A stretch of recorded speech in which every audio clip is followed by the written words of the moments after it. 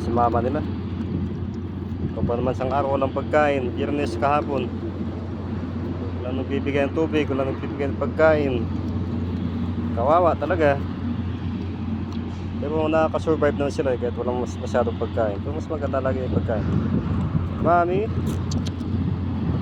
sige lang, kumain ka lang, huwag kang matakot.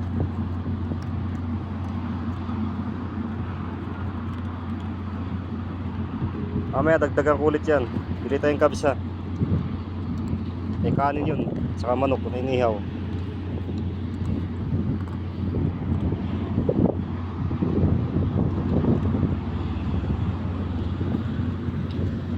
Mami, sige, kumain ka lang mami, kumain ka lang. Huwag kang matakot. Abantayan ko kayo.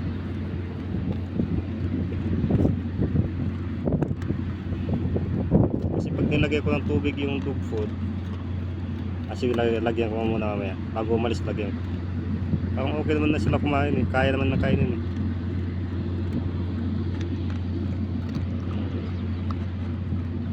Okay, ulit. Bye bye. Salamat.